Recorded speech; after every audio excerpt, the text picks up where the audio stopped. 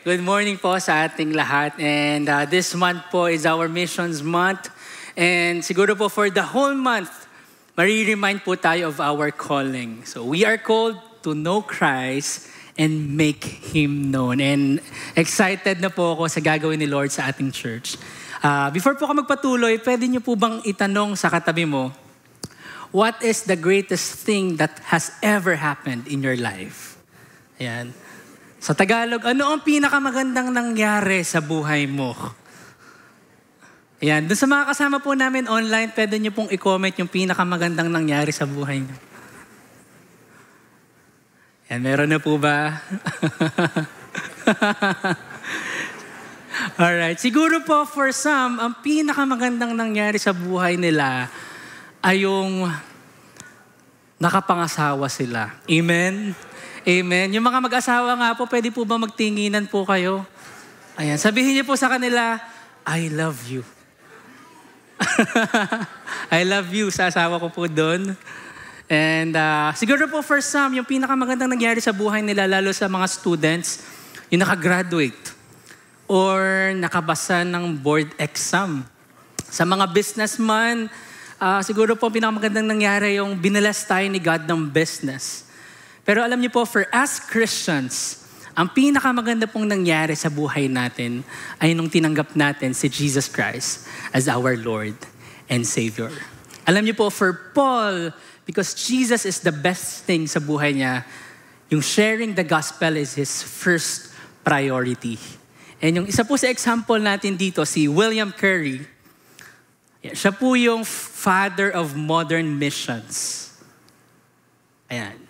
Si William Carey po, ang sabi niya po, to belong to Jesus is to embrace the nations with Him. Alam niyo po, si William Carey, tinranslate niya po ang Bible ng 6 na beses para lang po maka-reach out sa 6 na iba't ibang groups para po makakilala po nila si Jesus. Kaya po literal na totoo yung sinabi niya, to belong to Jesus is to embrace the nations with Him. And ako naman po, kaya po ako nandito ngayon because Jesus is the best thing na nangyari po sa buhay ko. Kaya po nag-full-time po ako as pastor to share the good news as much as possible. Kung saan ako dalhin ni Lord, i-share ko yung good news doon. Pero hindi na po ako magte-testimony. Today, ang aim ko po is every one of us will have a deep, deep, deep conviction sa ating pong puso that Jesus is the best thing na nangyari sa buhay ko.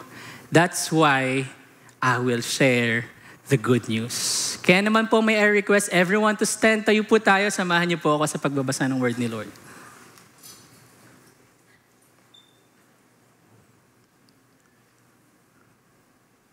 Ayan. I think hindi po ata gumagana ang clicker ko. Ayan, okay na po. Sige, samahan niyo po akong basahin tong Romans 10:13. 1, 2, 3, go. For everyone who calls on the name of the Lord will be saved.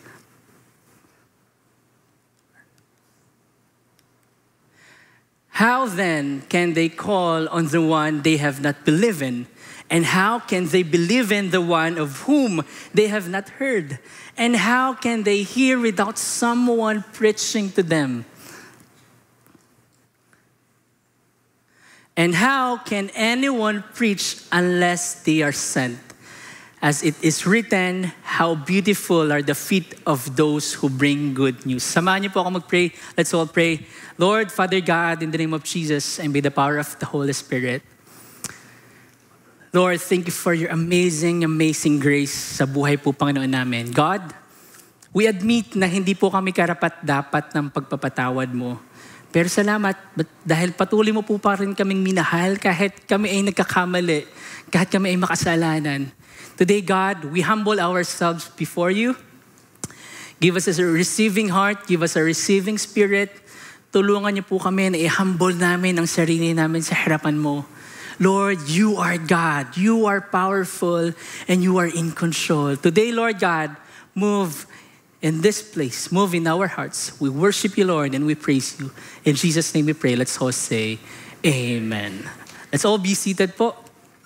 So kung mapapansin niyo po, meron po tayo dyang 5 words. Ito pong 5 words na to ay nagpapakita ng process kung paano nakakakilala sa Panginoon ang isa pong tao. Everybody say process. Ano po yung process na pinagpadadaanan? Sent, preach, hear, believe, call. And in order for Paul to make a point, nagtanong po siya ng rhetorical question. 4 pong rhetorical question yung tinanong niya. Ano po bang ibig sabihin ng rhetorical question? Yun po ay yung mga tanong na hindi na kailangang sagutin, na kailangan ka nang gumawa. Sino po sa inyo naka-experience na kung kayo po ay mga anak, sinabihan kayo ng parents nyo, gusto mo ba ipagwalis kita? Ano pong sagot doon? Dahil ako magwawalis na po ako. Hindi na kailangan sagutin niya, magwalis ka na. Kapag sinabihan po tayo ng boss natin, gusto mo pa bang akong gumawa niyan? Hindi po boss, ako na po yung gagawa. So si Paul po, yung po ang tanong niya, rhetorical question, 4 po. Ibig sabihin, hindi na po kailangan sagutin kasi po, malinaw na yung sagot. Ano po ba yung tanong ni Paul? How can they call on the one they have not believed in? And paano sila maniniwala sa ating Diyos kung hindi nila naririnig ang salita ng Panginoon? Paano nila maririnig ang salita ng Panginoon kung walang pupunta sa kanila at magpipreach? Malinaw na malinaw po ang sagot, you and I have a work to do. Sabihin niyo nga po sa katabi mo, you have a work to do. Ano po yung work na kailangan po natin gawing lahat? Ang sagot po dyan, ito po yung topic natin this morning. Share the good news. Sabihin niyo sa katabi mo, share the good news. Sa Tagalog, sabihin mo sa kabila, ibalita mo ang mabuting balita. Madali lang po ang topic natin today, kaya sana po, wag po nating makalimutan to. Share the good news. Pag bumaba po kayo, tinanong kayo, anong preaching? Share the good news. Sana po wala na po makalimutan. Parang maganda yung topic ni Pastor JJ. Pero basta pastor, maganda. Madali lang pong tandaan. Ano pong topic natin ngayon? Share the good news. Pastor, nakalagay dyan, preach. Ibig sabihin po, pastor dyan, preacher dapat ang mag-share ng good news. Good news, pastor. Ikaw lang yan, hindi ako kasama. Alam niyo po, meron po akong surprising news sa inyo. Ang ibig sabihin po dito ng preach is someone proclaiming the gospel or someone na nagsasabi ng salita ng Panginoon. Hindi po literal na pastor ito. Tayo pong lahat yan. Kasama po tayong lahat. Kaya sabihin niyo po ulit sa katabi mo, kasama ka. So ano po isi-share natin? Good news. Pero bago po tayo mag-good news, ano po ba muna yung bad news? I know, tingin ko po lahat tayo familiar na sa verse na to. Pero kailangan po nating ulitin ito para po ma-remind tayong lahat. Hindi po gumagana ang aking clicker. Okay. Pag gumanda na lang po ako, click na lang. Romans 6:23 says, for the wages of sin is death, but the gift of God is eternal life in Christ Jesus our Lord. This is the bad news. Ang kabayaran ng kasalanan nating lahat ay kamatayan. Eternal separation from the Lord. Sa salita natin, para mas maintindihan, kapag namatay ka, makasalanan ka, sa impyerno ang punta mo. But this is the good news. The gift of God is eternal life in Christ Jesus our Lord. That is the good news. Merong eternal life kay Jesus Christ. Bakit po merong eternal life kay Jesus Christ? Yun po yung tanong. Sabi po ni Paul sa 1 Corinthians 15:3-4, for what I receive, I pass on to you as of first importance.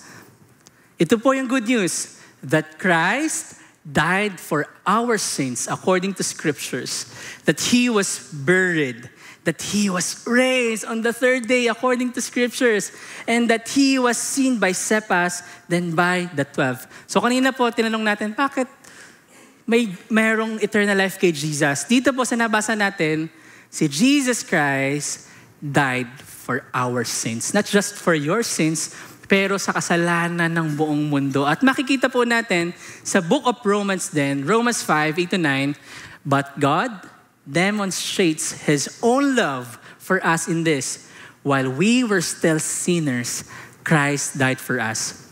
Since we have now been justified by His blood, how much more shall we be saved from God's wrath through Him?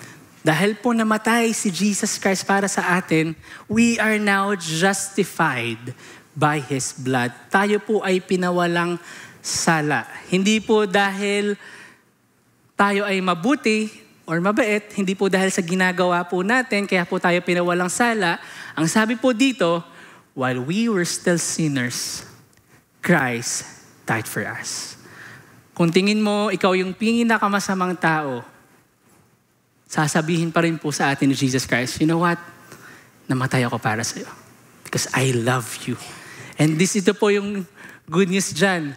If you declare with your mouth, Jesus is Lord, and believe in your heart that God raised Him from the dead, you will be saved. For everyone who calls on the name of the Lord will be saved. Church, that is the good news. Jesus Christ died for our sins. He was buried, and the third day He rose again. And if you believe with your heart and declare with your mouth that Jesus is Lord, you will be saved. That is the good news. Pero nakakalungkot po, for most of the Jews, hindi po nila maintindihan kung ano po yung good news. Because for them, they want to establish their own righteousness. Ibig sabihin po na they want to establish their own righteousness, tingin po nila, para maligtas ang isang tao, kailangan susundin mo lahat ng commandments ni Lord. They want to establish their own righteousness. Saan po natin makikita yan?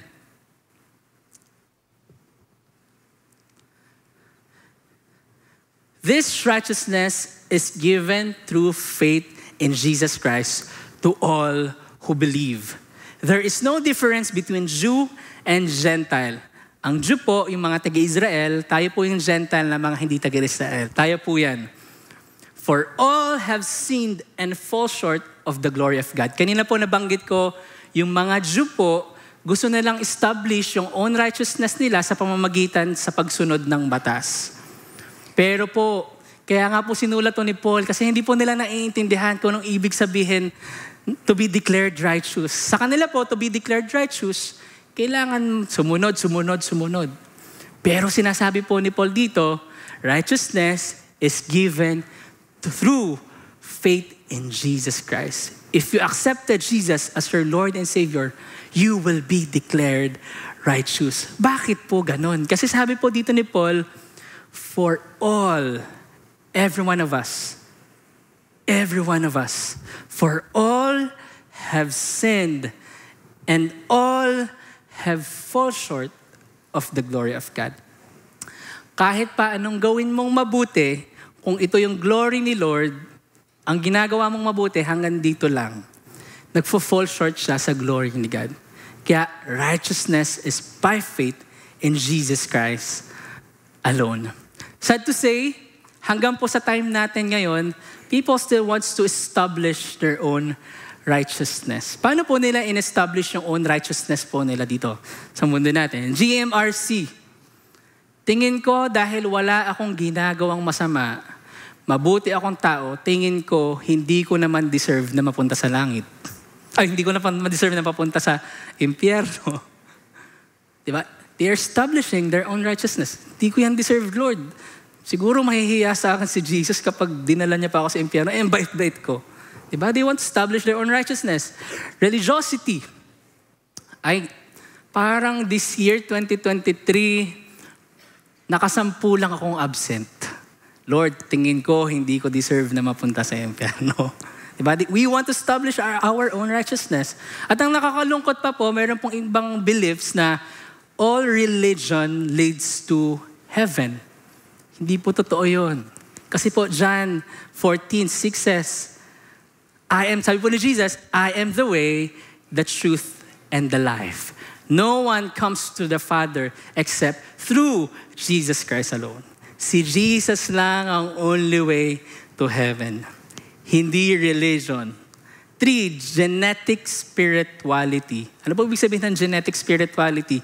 Ay kasi Christian naman yung lola ko, Christian naman yung mga magulang ko, Christian na din ako.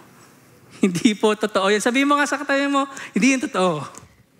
Kaya naman po parents, we need to be intentional. Kasama po ako dyan kasi po ako po tatay na rin.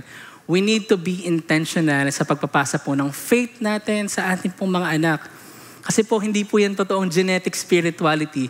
Huwag po nating i-presume na pupunta po tayo sa langit, pupunta na rin yung mga anak natin. Hindi po yan totoo. They need to believe with their heart and declare with their mouth that Jesus is Lord. Fourth is, ito po, marami po nito, charitable works. Lord, sinasabi mo ba, ilang milyon yung donate ko sa, example lang po ito, Lord, naka 10 million ako nang bigay sa KKKK.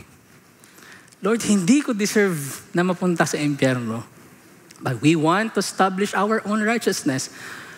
Or kung wala naman, hindi man po dito na-fall yung mga hugot po natin, ito po yung karamihang naririnig natin, lalo na sa telenovela. God, bakit kami pa yung binigyan mong ganitong sakit?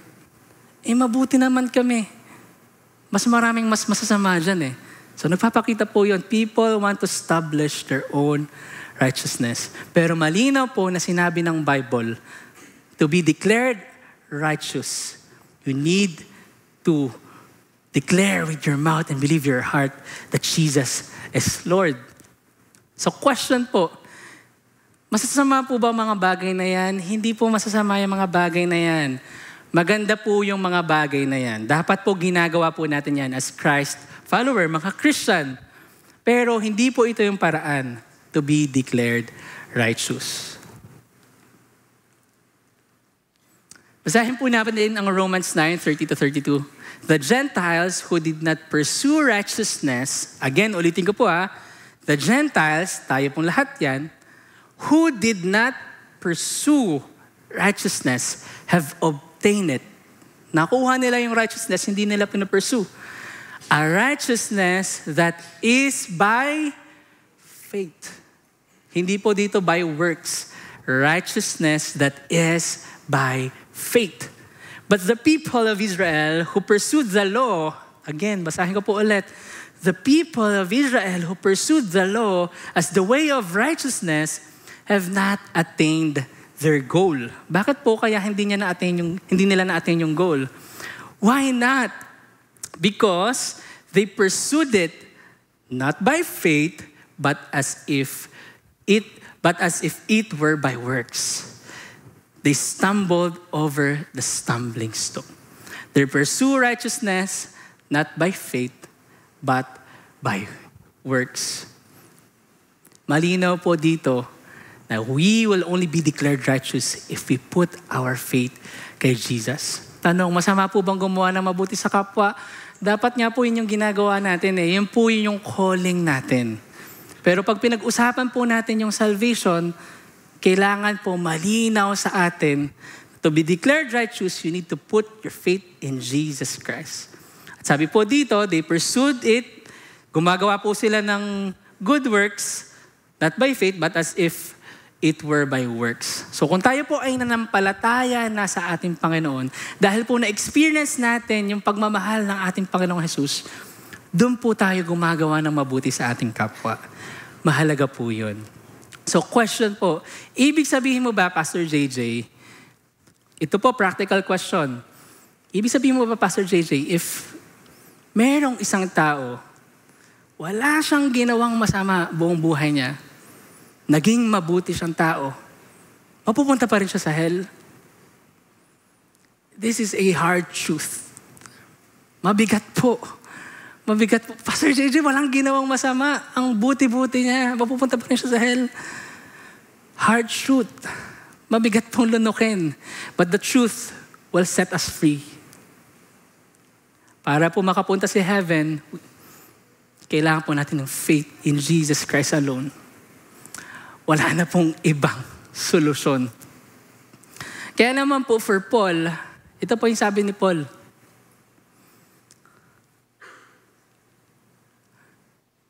dahil mabigat nga po yung truth na yon at hindi po siya naiintindihan ng karamihan ng tao nung panahon po ni Paul, ito po yung sabi niya, for what I receive, I pass on to you as of first importance. Ano po yung natanggap niya?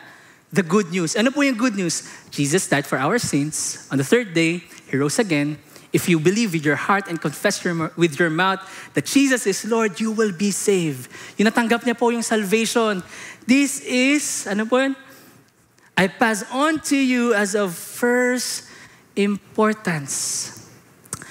Tayo po as Christians, ano po yung pinaka-importanting bagay na ipinapasa po natin sa iba? Minsan po nakakalungkot, mas madali pa pong magpasa ng mga negative kaysa positive. Alam mo, si Juan talaga, nakakita ko nung isang araw. Ganon siya. Minsan po, yun pa yung nauuna nating mapasa. Pero kay Paul, ito yung pinaka-importante na gusto kong mapasa sa inyo. Mahal kayo ni Lord, namatay sila para sa inyo. At ito pa po yung sabi niya kasunod, people, I speak the truth in Christ. I am not lying. My conscience confirms it through the Holy Spirit. I have great sorrow and unceasing anguish in my heart. For I could wish that I myself were cursed and cut off from Christ for the sake of my people, those of my own race. Dahil matitigas nga po ang puso ng mga tao doon, sabi po ni Paul, I have great sorrow. Kung may imagine niyo po, kung meron kayong mahal sa buhay at wala pa siyang tunay na relationship kay Jesus, ang nararamdaman po ni Paul, I have great sorrow for them. Ito pong sorrow na sinasabi dito ni Paul, kung na-experience nyo na pong mamatayan sa family, yun po yung sorrow na sinasabi ni Paul. Kaya po kapag binabasa ko ito, na-imagine ko po si Paul, humahagulhol po siya para sa mga taong walang tunay na pagkakilala sa Panginoon. Humahagulhol po siya para sa mga taong naniniwala na mabuting gawa makakapagligtas sa kanila. Church, this is a hard truth. Kahit anong buti ng ating katrabaho, at the end of the day, kung wala siyang tunay ng pananampalataya sa ating Panginoon, ang kabayaran ng kasalanan ay panghabang buhay na pagkawalay sa ating Panginoon. 9 months ago, God has given us a privilege po na makapunta po sa Talumpok and to share the good news para po sa mga kabataan na nandoon sa Talumpok.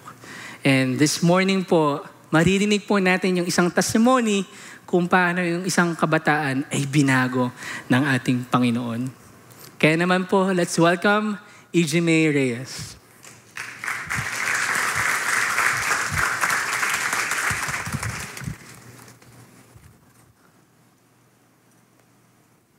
Good morning, church! Mapagpalang araw po sa ating lahat.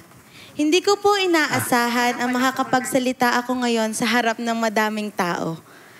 Pero sobrang saya po ng puso ko kasi maiibahagi ko po sa lahat ang kabutihan na ginawa ni Lord sa buhay ko. Ako po si E.J. May, one of the next gen from Talumpok. Isa sa bilyong tao na nakilala at binago ni Lord. Ang buhay ko po dati ay makasalanan, masama or pangit kumbaga.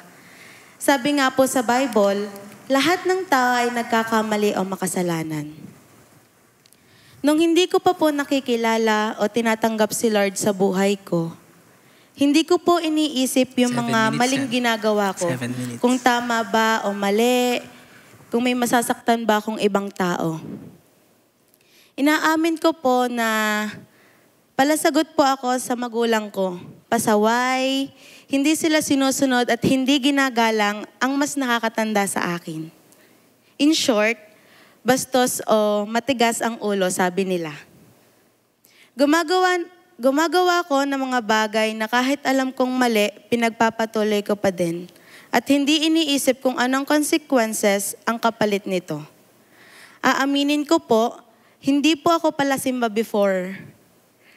Dahil lagi ko pong tinatatak sa isip ko na mas madami pa akong kailangang gawin kaysa pumunta at makinig sa simbahan. One time po, papunta po ako sa school. May nagsabi sa akin na may Sir Optimist at may kakolab na church ang pupunta sa court for symposium. At first, wala po sa isip ko na a-attend ako kasi maboboring lang ako doon. Pero alam niyo ba na I ended up walking kasama yung pinsan ko papunta sa court. Hindi ko akalain nang dahil sa symposium na yon ay siyang naging dahilan kung bakit ako nasa unahan ngayon. After that symposium, February 2023, I started attending discipleship every Saturday. Tapos, in-invite kami ni Pastor JJ na umattend kami ng Thursday Core Leadership Discipleship and Sunday service. And from that moment, nakikita ko po yung sarili ko na masayang-masaya at lumalalim yung relationship ko kay Lord.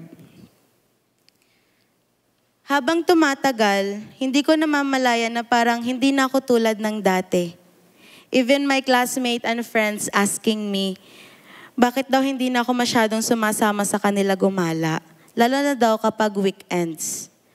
And that time, I realized na kumikilos si Lord sa buhay ko. Na yung dating sumasagot sa magulang, hindi gumagalang sa kahit na sinong matatanda, ngayon ay nagmamana't gumagalang na sa kanila. Tapos po, yung dating hindi pala simba, ngayon ay nandito sa unahan nyo.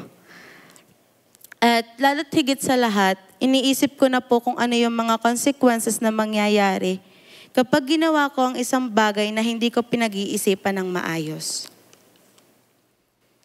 Pero hindi natin maiiwasan na magkaroon ng conflict or struggles habang nagpapatuloy sa paglago o pagbabago.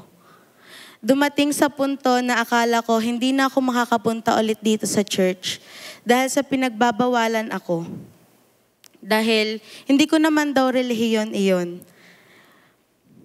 Minsan nakakarinig ako ng, ano bang mapapala mo sa pagsama-sama dyan? May matututunan ka ba dyan?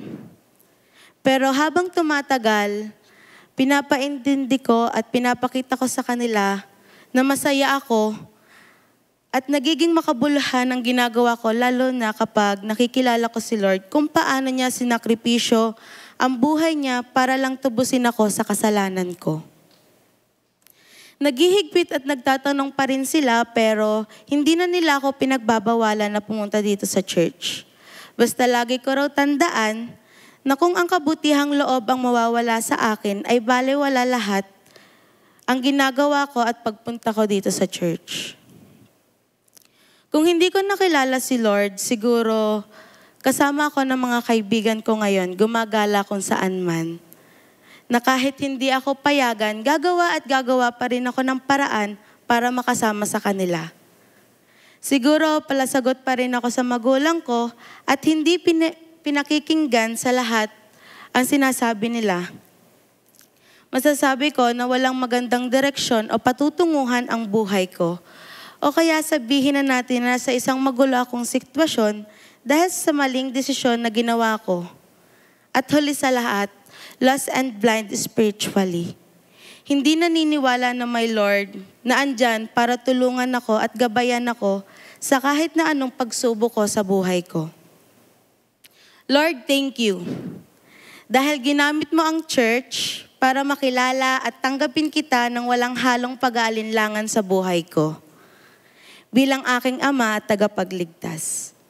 Nakikita ko at alam ko na bawat kabataan na naririto ngayon ay may sari-sariling testimonya kung paano ka kumikilos at nangunguna sa buhay nila.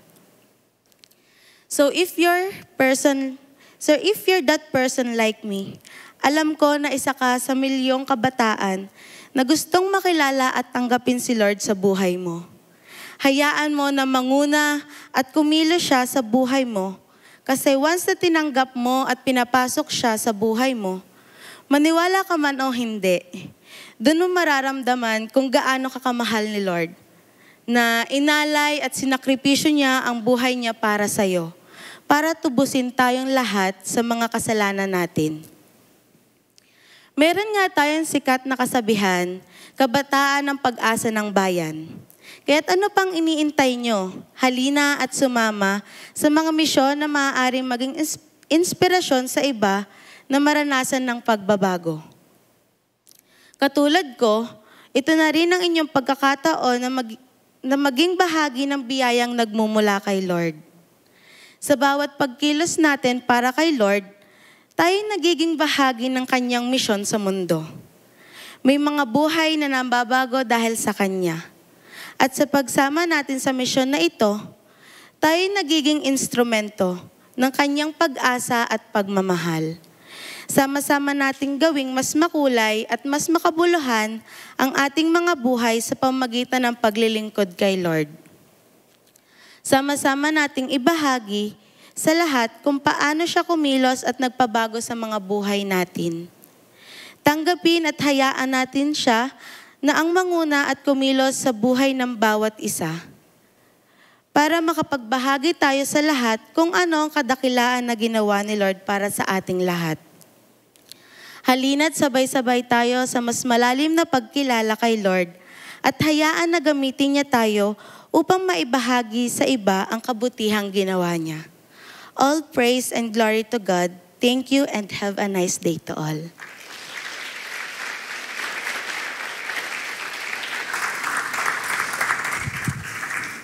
Amen po. Praise God po. Ngayon po kasama rin po natin ilang kabataan sa Talumpok. Nandito po sila. Pwede ba kayong tumayo guys? Yan. Sila po yan. Pag nakita niya po. Yan. Sila po yung mga... Yan po na po kayo. Sabi po sa nang binasa po natin yung Bible ngayon, how beautiful are the feet of those who bring the good news. Kaya pwede ko po bang anyayahan yung mga nakasama po namin sa Talumpok, simula, isang beses ka mang nakasama, dalawa, pwede ka bang tumayo? Tayo kayo kung nakasama kayo doon. Walang nakasama. Huwag na po kayo mahiya. Palakpakan po natin sila. Sige, upo na kayo guys. Upo na po kayo. Alam niyo po, as your pastor, masaya po ako knowing na hindi lang po Talumpok Outreach yung meron po tayo. Masaya po ako na meron po tayong P1 and P5 Outreach. Meron po tayong Wawa, meron po tayong Airbase, at marami po tayong mga outreaches. Palakpakan po natin ang ating Panginoon. Praise God po for that. Again, ano nga po yung title ng message natin ngayon? Amen, amen. Malinaw na malinaw po. So the question is, why do people fail to share the gospel or the good news? Bakit nga ba nagfe-fail tayo minsan? From time to time. One is, we don't know how. Kung hindi mo alam kung paano mag-share ng good news, pwede nyo pong lapitan yung mga elders and deacons natin, leaders of this church, and ask them, paano po mag-share ng good news? Second, okay po, dito po, palitan na lang po natin to, lack of concern. Lack of concern. So tayo po minsan as a Christian, inisip po natin, ay okay na ako, mapupunta naman ako sa langit. Pero paano naman yung iba? So imagine niyo po ito, kung meron po kayong kasama, or kung meron po kayong kapitbahay, nasusunog po yung second floor nila, di po ba sasabihin natin na, guys, labas kayo. May sunog.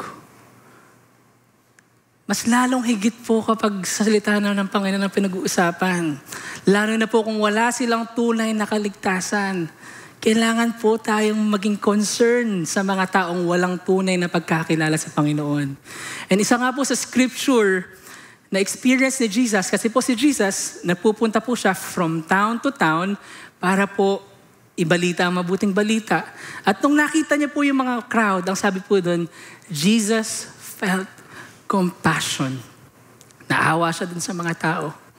Kaya naman ang sabi ni Jesus, the harvest is plentiful, but the workers are few. Marami pang kailangang makarinig ng salita ng Panginoon. Pero kakaunti lang yung nagpipreach. Kakaunti lang yung nag-share. Pray that the Lord of the harvest will send out workers. And that is our prayer, church. Na tayo pong lahat will be united towards sharing the good news. Fear. Totoo po yan. We fear of rejection.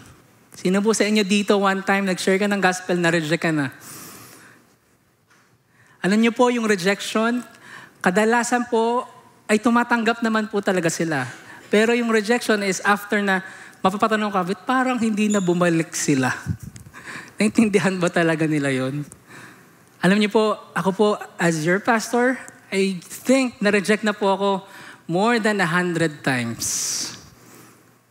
Pero bakit po ako nagpapatuloy? Because kailangan pong makarinig ng salita ng Panginoon ng mga tao. And let me encourage you with this. Isa po ito sa motto ko as your pastor, kaya patuloy po ako nagpapatuloy sa pag-share ng gospel.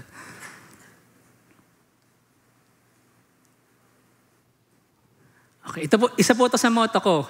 Ito po sinasabi ko sa sarili ko. Don't be afraid to fail. Achieve great things for the Lord. Success is measured by your faithfulness. Church, don't be afraid to fail. Your success is measured by your faithfulness. Kahit na i-reject nila yung gospel, tuloy lang. Achieve great things for the Lord. Yung iba pa po ay fear of magkamali sa sasabihin. Kaya naman, we need to equip ourselves. Bago po tayo mag-share ng gospel, pag-aralan po muna natin mabuti kung ano po yung good news, ano po yung gospel. Paano po natin siya strategically masishare. Katulad po ngayon, bago po ako magsalita sa harapan nyo, ako po ay nag-practice ng maraming beses. So ganun din po para po maiwasan po natin yung takot na, baka magkamali ako. Kailangan lamang po nating mag-practice. Or yung iba po, fear of persecution. Yan po ay pinagdaanan ko, lalo na po nung ako'y bata pa. Natatakot ako na sabihin ng mga kaklase ko, ay, yan namang si Joseph. Joseph po ang tawag sa akin. Yan namang si Joseph ay banal. KJ naman yan. Fear of persecution. Pero po, malinaw po na sinabi ng Bible, we as Christians, we will be persecuted sa pag-share ng salita ng ating Panginoon. Totoo pong mape-persecute at mape-persecute tayo. But we have to do this. Lastly is wrong theology. Ay, pastor lang naman yung nag-share ng good news. That is a wrong theology. Again, sabihin nyo nga po sa katabi mo, kasama ka. Okay, di sa taas, kasama ka. Pagkakasama po tayo, hindi lamang po pastor nag-share ng good news.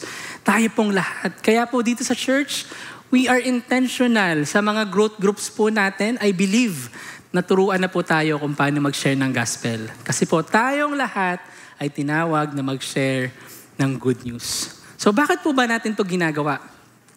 Because God has also commanded us. Sabihin mo nga sa katabi mo, inutusan ka ni Lord.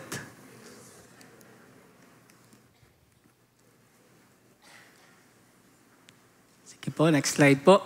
Sabi po ng Matthew 28:19-20, ito po paulit-ulit na, hindi ko na po tatapusin. Go, therefore, and make disciples. Inutusan po tayo ni Lord.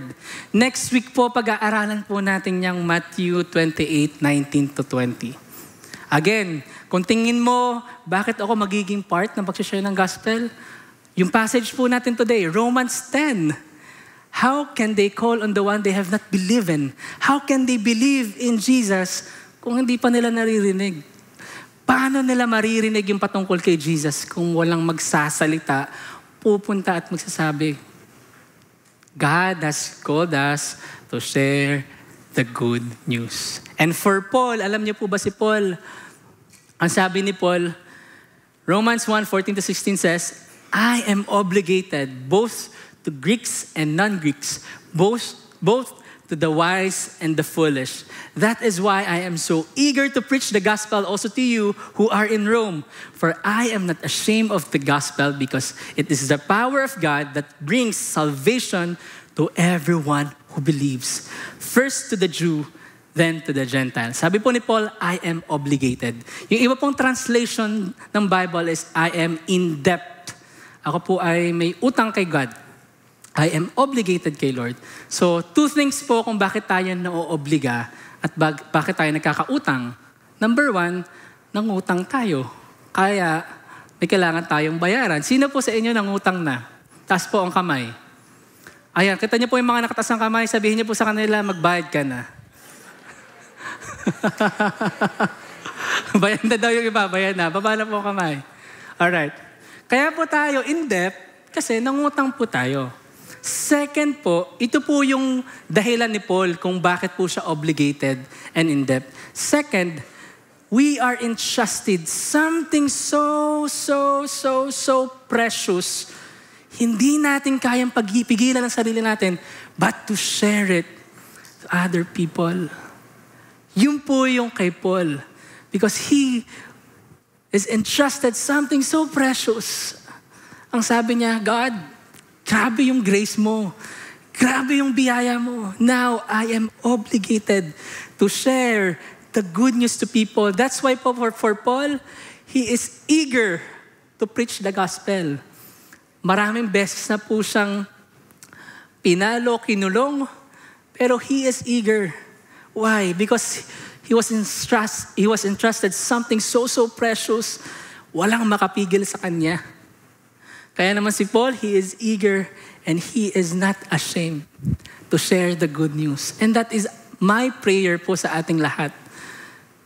Na ma-realize po natin kung gaano katindi yung biyaya ng Panginoon sa atin na hindi natin kayang pigilan ang sarili natin but to share the good news. Ano nga ulit yung good news? Jesus Christ died on the cross for all of our sins. Tayo pong lahat yan. And the third day, He rose again. And if you believe with your heart and confess with your mouth that Jesus is Lord, you will be saved. That is the good news na pinapamilita po ni Paul. So bakit po ba natin patuloy pang gagawin yon? Because eternity is real. Totoo po ang eternity. Pwede bang pasabi sa katabi mo, eternity is real. 1, 2, 3, go. Luke 16:19-21 says, there was a rich man, meron daw isang mayaman, who was dressed in purple and fine linen and lived in luxury every day. At his gate was laid a beggar named Lazarus, covered with sores and longing to eat what fell from the rich man's table. Kung ano yung tira ng rich man, yun na lang yung kinakain ni Lazarus. Even the dogs came and licked his sores. Sino po sa atin dito gusto mo ikaw yung rich man sa kwento? Taas ang kamay. Sino po sa atin dito gusto mo ikaw yung poor man? Lord, sana ako yung poor man. Taas ang kamay. Sino po sa atin dito ayaw mo talagang magtaas ng kamay? Okay, ito na lang po. Kunyari po, yung kwento natapos na. Ito na lang po yung kwento. Wala nang kadugsong. Tapos na yung kwento. Mayaman at mahirap. Sino po sa atin dito gusto mo mamatay na mahirap? Taas ang kamay. Okay. Ito na po ha, sa tanong na to. Sino dito gusto mong mamatay na mayaman? Taas ang kamay. Amen. Salamat po sa nagtaas ng kamay. Thank you for being honest. Kung opo kayo may pagkakataon, Lord, sana naman maging okay din yung family namin. Lahat po tayo, gusto po tayo maging okay. But the problem is, hindi po dito nagtapos yung kwento. Okay, hindi po ito against sa mayayaman. Alright? Ang problem po ay hindi po dito nagtapos ang kwento. Meron pong kadugsong. Okay, ayaw pong yan. The time came when the beggar died. Namatay na yung beggar, and the angels carried him to Abraham's side. The rich man also died and was buried. Parehas namatay yung mayaman at mahirap. Ibig sabihin, kahit we presume na Lord, tingin ko hanggang 80 ang buhay ko dito, mamamatay pa rin po tayo.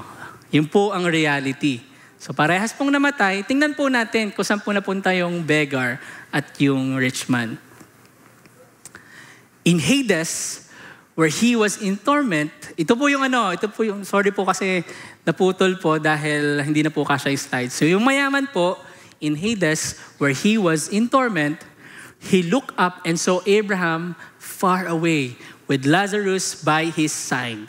So he called to him, Father Abraham, have pity on me and send Lazarus to dip the tip of his finger in water and cool my tongue because I am in agony in this fire.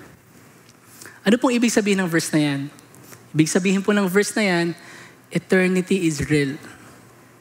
Totoo pong mayroong eternity na ang buhay po natin ay hindi magtatapos dito sa mundo. It's either eternity with God or eternity in hell. And in hell po, there was a torment and in agony po yung rich man. Kung mapapansin po natin, wala naman pong ginawang masama yung rich man eh. Right? Hindi naman po sinabi doon. Ano pong problem doon? Ang problem po doon is wala po siyang tunay na relationship sa ating Panginoong Jesus. Kay God. That's why, kung meron po tayong mga kaibigan na walang tunay na relationship kay God, this is the reason kung bakit natin kailangang i-share yung gospel. Because eternity is real. Then I beg you, ito po yung sabi ni no rich man, then I beg you, Father, send Lazarus to my family. For I have 5 brothers. Let him warn them so that they will not also come to this place of torment. Ano pong sabi sa Tagalog? Father, Abraham, padala mo naman si Lazarus. Ang nakakalungkot po dito, ang tingin niya pa rin kay Lazarus utusan. Sabi niya, send out Lazarus to my family. Patay na po si Lazarus nun eh. For I have 5 brothers. May 5 pa po akong kapatid. Let him warn them. Warn them that eternity is real. Church, don't wait until it's too late. Pwede bang pasabi sa katabi mo, don't wait until it's too late. 1, 2, 3, go. Don't wait until it's too late. Dito po na-realize nung rich man kung gaano kahalaga na dapat meron akong tunay na pagkakilala sa Panginoon. That's why, kung ang mahal po natin sa buhay, kakilala, natatakot po tayong i-share yung gospel, balikan po natin to. Eternity is real. Share the gospel. How would people know? Paano malalaman ng mga tao?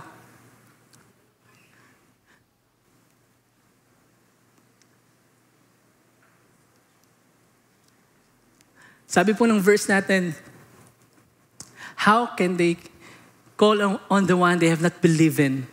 How can they believe on Jesus Christ kung hindi nila naririnig yung salita ni God? Paano nila maririnig yung salita ni Lord kung hindi tayo mag-share ng gospel? Kung hindi ka pupunta at i-share yung gospel.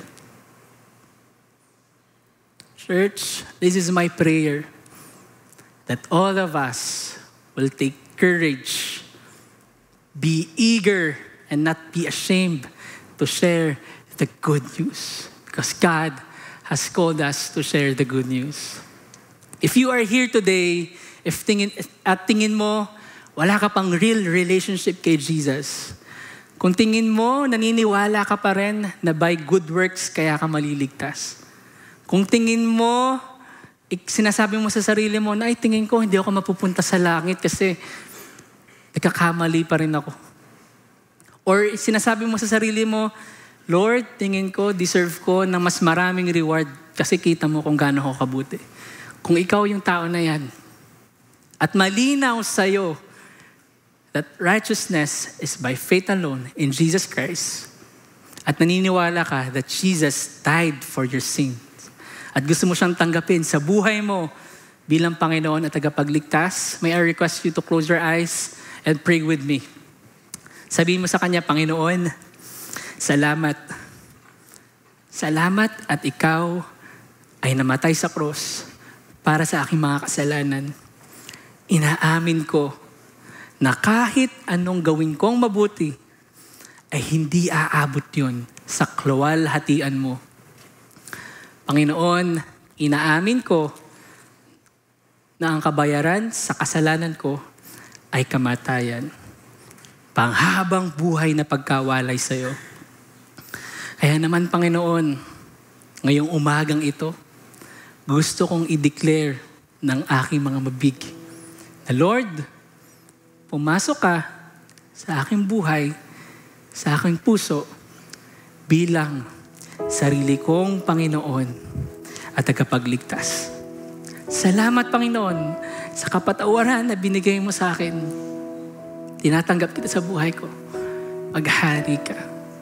In Jesus' name, amen. Para naman po sa ating buong church, may I request everyone, tayo pong lahat ay pumikit. Tayo po'y mananalangin. Let's pray. God, we know, Lord, that you are sovereign. You are in control. You are ever present sa buhay namin. You know our thoughts. You know kung ano yung ginagawa namin. Alam mo, Lord, kung ano yung nasa puso talaga namin. Lord, today, I pray for our church. Tulungan mo po, Panginoon, kami na maging compassionate. Na makita namin yung sangkatauhan kung paano mo sila nakikita. Gaya mo, Panginoong Jesus, you felt compassion. Sana yun din po yung maramdaman namin every time na nakakakita kami ng mga taong walang tunay na relasyon sa'yo. Lord, marami pang mga tao ang kailangan makarinig ng salita mo. Lord, equip our church. Anoint us, Lord God.